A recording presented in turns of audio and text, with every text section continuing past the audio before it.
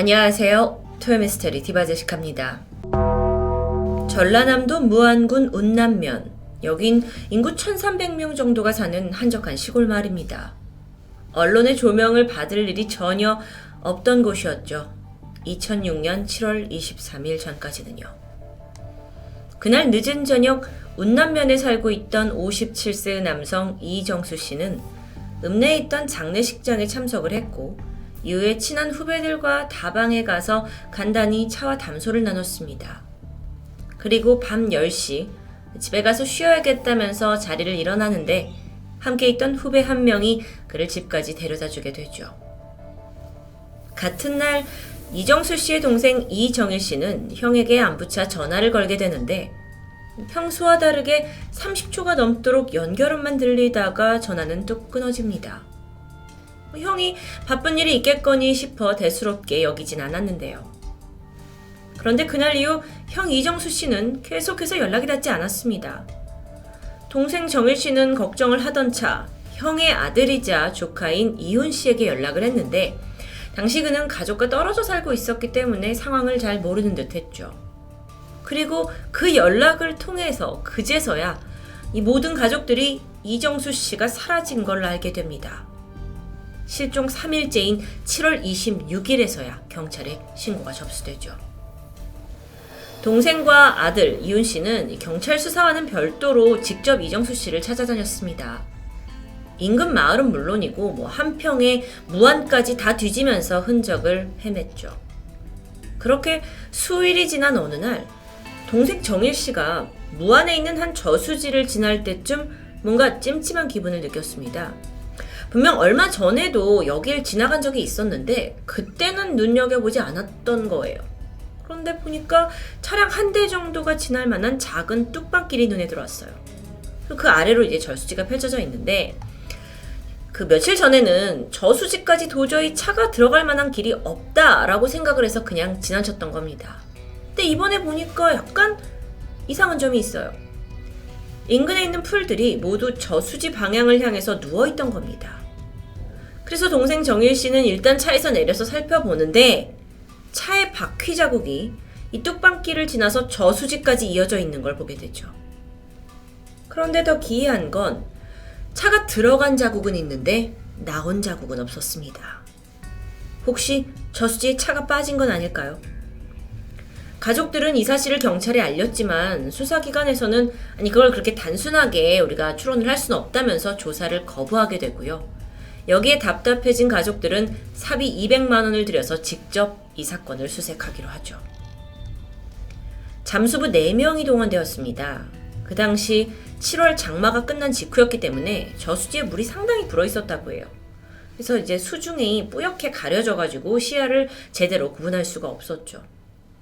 그렇게 잠수부대에 들어가서 물속을 헤맨 지 10분쯤 지났을 때 심상치 않은 게 포착됩니다. 자동차 범퍼였어요. 그리고 2006년 8월 9일 드디어 인양 작업이 시작되는데 수면 밖으로 흰색 스포티지 차량이 모습을 드러냅니다. 이건 이정수 씨가 소유하던 차와 같은 종류였죠. 가족들이 설마 하면서 안쪽을 살펴보는데 운전석에는 그토록 찾아 헤맸던 이정수 씨가 있었습니다. 실종 18일 만에 발견된 거죠. 그런데 복잡한 문제는 지금부터입니다. 사망한 정수 씨의 자세가 너무도 기묘했어요. 운전대를 중심으로 이 대시보드 위에다가 양발을 벌린 채 올려놓고 비스듬히 누워있는 모습이었죠. 안전벨트는 차고 있었는데 마치 이건 뭔가 휴식을 취하는 듯한 모습으로 보입니다. 그런데 만약 정말 이게 휴식을 취하다가 일을 당한 거라면 차량 기어가 주차 상태인 P에 놓여 있어야 합니다. 하지만 기어는 주행 상태인 드라이브에 놓여 있었죠. 이 드라이브 상태에서는 운전자가 브레이크를 밟지 않는 한 차량은 저절로 앞으로 나가게 되어 있습니다. 그러니까 뭔가 이게 앞뒤가 맞지 않아요. 차량엔 무슨 충격을 받은 듯한 흔적이 별로 없었습니다. 전면 유리가 좀 깨져 있었고 와이퍼가 작동하다가 중간에 멈춘 상태? 그리고 외관 역시 약간 긁혀있는 정도의 손상이 보였죠. 우선 그가 사고를 당한 건지 아니면 혹은 자살이나 타살인 건지 밝히는 게 급선무겠죠.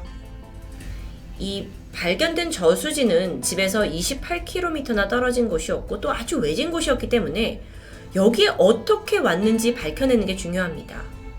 그리고 유력한 사망 시나리오들 중 가장 먼저 떠오른 건 이정수 씨가 근처를 지나가다가 실수로 졸음운전을 했고 차체에 같이 저수지에 빠진 시나리오입니다. 무엇보다도 기어가 이제 드라이브 상태였기 때문에 말이 되는 듯 했죠. 차가 저절로 움직인 겁니다. 그런데 정수 씨가 발견된 자세로는 도저히 운전을 했다는 게 설명이 되질 않아요. 다리를 위에 올리고 있었으니까요. 그렇다면 두 번째 가능성은 정수 씨가 차에서 쉬고 있었는데 차가 저절로 물에 빠졌을 경우입니다. 이건 들으면서도 좀 말이 되지 않죠. 일단 쉬려고 차를 세웠다면 당연히 기어를 주차나 최소한 중립 모드로 해놨을 겁니다. 게다가 또 한 가지 중요한 건 만약 차가 물에 빠졌더라도 부력의 영향으로 차 내부에 물이 완전히 차기까지는 어느 정도 시간이 소요됩니다. 그 틈에 운전자가 빠져나올 수 있었을 텐데 정수 씨는 그저 누운 채로 발견됐다는 점이에요. 그렇다면 혹시 정수 씨가 운전을 하던 중 어떤 이유로 정신을 잃어서 차가 방향을 잃고 저수지로 그냥 떨어졌는데 혹시 부력으로 인해서 다리가 떠올라서 대시보드 위에 걸쳐진 건 아닐까요? 여기에 대한 정확한 이해를 위해서 SBS 그것이 알고 싶다 팀에서 스턴트맨을 고용해서 모의 실험을 진행했습니다.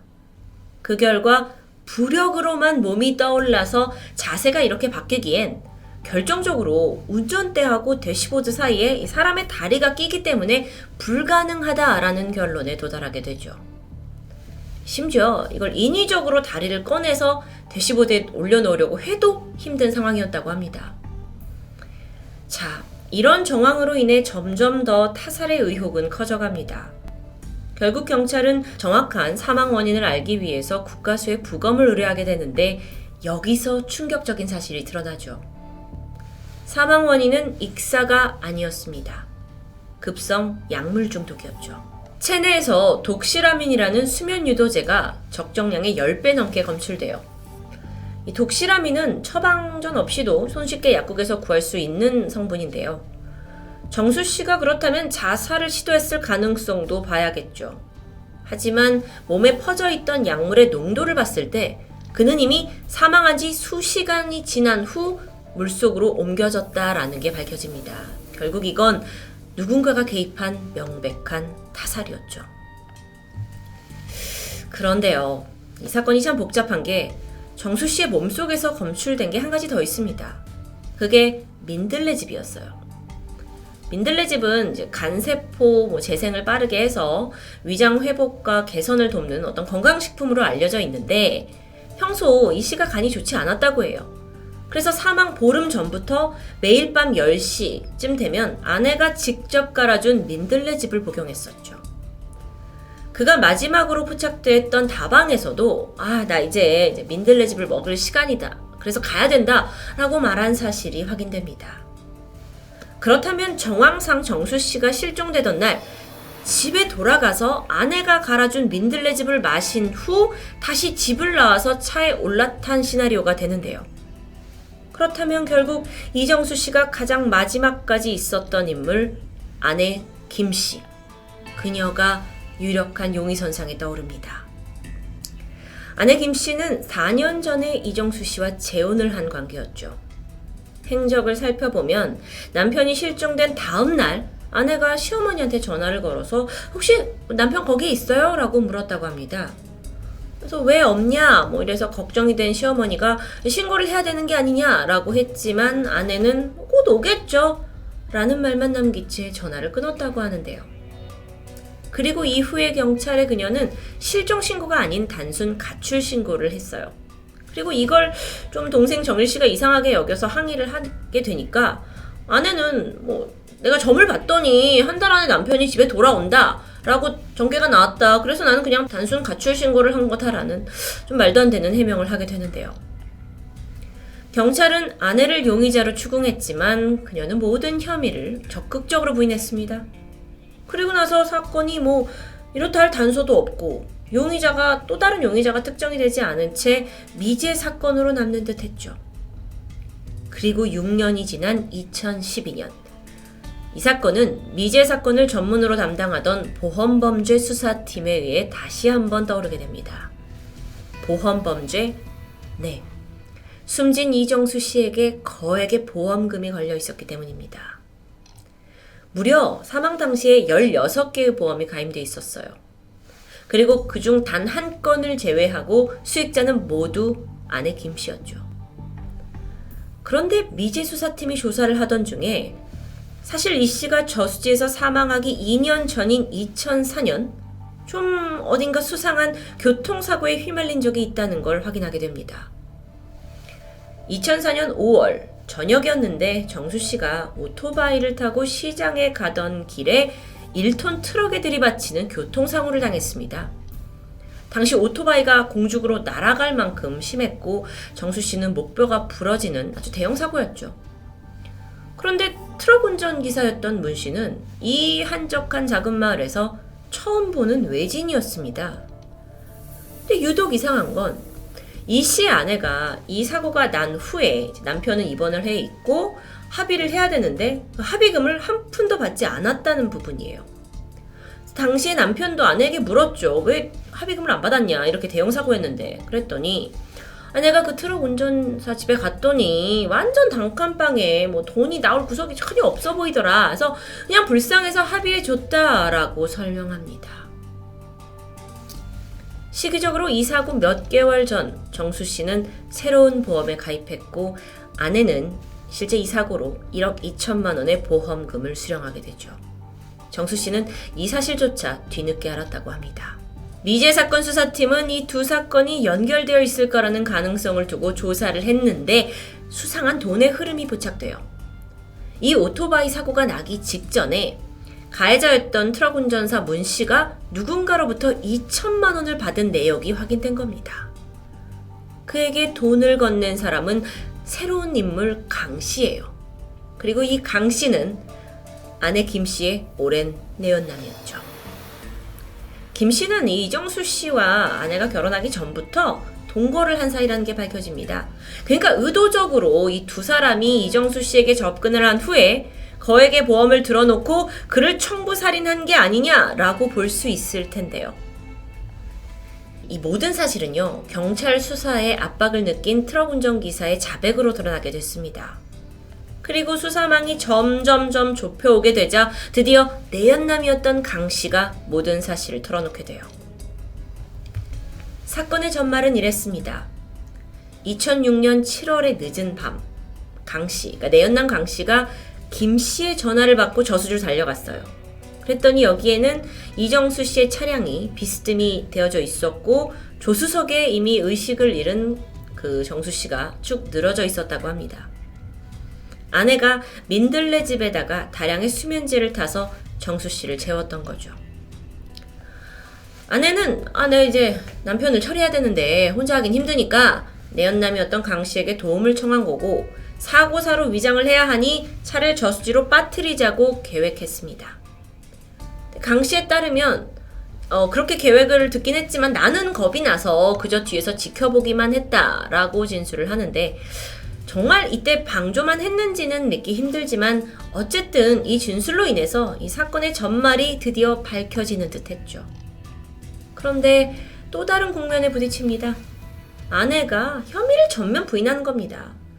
이 모든 건 내연남 강 씨가 지어낸 모략이라면서 끝까지 결백하다고 말하는데요. 그렇게 두 사람의 엇갈린 주장 속에서 공방이 펼쳐졌죠. 자, 그럼 결론적으로 법원의 판단은 어땠을까요? 1심과 2심에서 이들은 무죄를 선고받습니다. 아내가 이 독극물을 샀다는 증거가 없었고요. 그리고 남편이 정확히 어디서 사망했는지에 대한 증거가 불충분하다는 이유에서였죠. 물론 법원의 판단은 증거주의 맞습니다. 그런데 대신에 그 과거에 있었던 오토바이 사고건은 살인 미수 혐의가 인정이 되었고요. 아내 김 씨와 내연남 강 씨는 각각 징역 5년, 그리고 트럭 운전기사 문 씨 또한 징역 4년을 선고받습니다. 하지만 정작 이정수 씨 살인에 대한 판결은 없어요. 그래서 여전히 그 부분은 미제로 남았다고 볼 수 있죠. 2021년 현재 아내 김 씨와 내연남 강 씨는 이미 형을 끝내고 자유의 몸이 되었을 시간입니다. 진실은 이제 그들만이 알고 있겠죠. 판결 이후 이정수 씨의 나이든 어머니는 아들을 잃은 억울함과 이 슬픔에 괴로워하시다가 결국 세상을 떠나셨다고 합니다. 정황과 진술이 있었음에도 직접적인 증거 불충분으로 용의자들이 법망을 살살 빠져나간 사건. 정말 억울한데요. 이 무한 저수지 살인 사건의 전말 여러분은 어떻게 생각하시나요? 이후에 나오는 추천 영상을 통해서 분명 범인이 추정되지만 미꾸라지처럼 무죄를 선고받은 사건들을 좀 더 소개하고자 합니다. 토요미스테리 디바제시카였습니다.